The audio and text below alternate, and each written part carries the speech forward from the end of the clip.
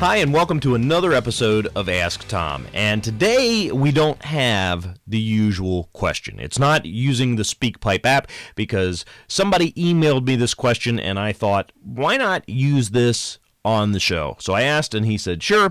His name is David Goldman, and here is David's question. Are the whatnots okay for professional use? And then he gave me the URL for the whatnots and he signed the email.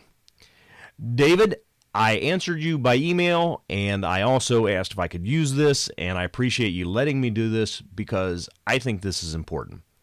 When you're beginning, people tend to want to save money, and I can understand that. You know, you don't know whether you're going to continue with this, you don't know whether you're going to, do it, but there are differences between toys and professional puppets.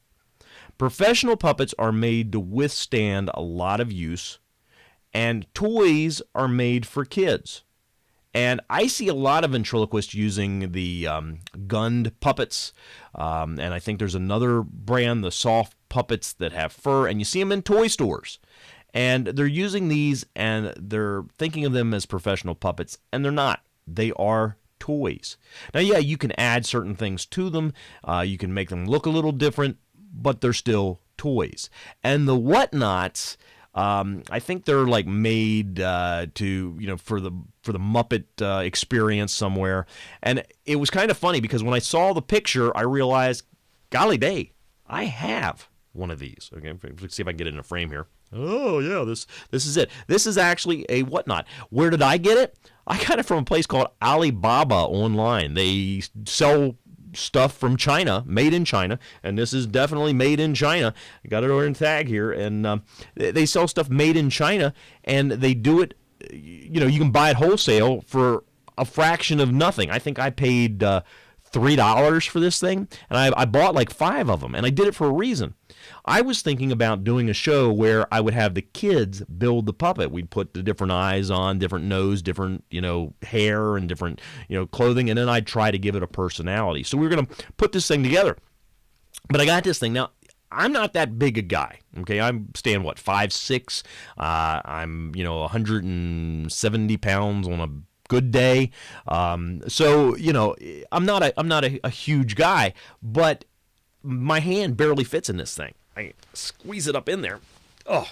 Anyway, so it's kind of tight, and it doesn't have a lot of neck movement, doesn't have a lot of neck range. Is it a professional puppet? Definitely not. This is a toy.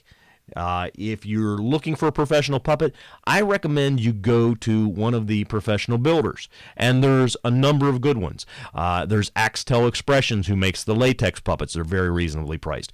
2 of my favorites, Mary Ann Taylor. Mary Ann Taylor makes incredible cloth puppets. If you're not familiar, or fabric soft puppets, if you're not familiar with Mary Ann, she also makes Peanut for Jeff Dunham. And then there's Jet at the Dummy Shop. Jet has made a lot of figures for me. I'll have both of their links below this. Also, Pavlov puppets. The thing with Pavlov's puppets, their mouths are, at least some of the earlier ones that I had, were not as solid as the ones made by Jet or Matt. So, but good quality puppets and great characters. And yeah, you're going to spend a little more, but you're investing. If you want a professional puppet, you've got to invest a professional fee into getting that puppet. Now, I'll tell you what I'm also going to do. I want to include a link below this video to Daniel J's website. Daniel had a brilliant idea. He had everybody put together their thoughts on who should be, or reviews, I guess is the best way to say it, reviews for the different puppet makers. And so he had everybody send in the reviews for the different puppet makers, and they're all there.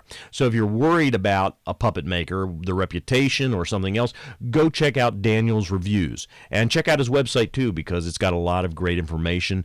Daniel's a great guy, and he's got a good site. So I hope that answered your question. It's a toy. And anytime you find a puppet that's going to be less than a couple $100, chances are it's going to be a toy. So if you want something professional, check out the reviews over at Daniel's site. Check out the links that'll be below this video. And if you have a question, please head on over to the site. Use the SpeakPipe app or email me. I'll put it up like I did with David's question. And let me know what you want to know. because I'll draw on my experience, I'll share what I know, and I'll give it to you right here on an upcoming episode. That's all for this one with Ask Tom. Ask me a question, who knows? Maybe you'll see your question in the future. Thanks so much for joining me. See you next week.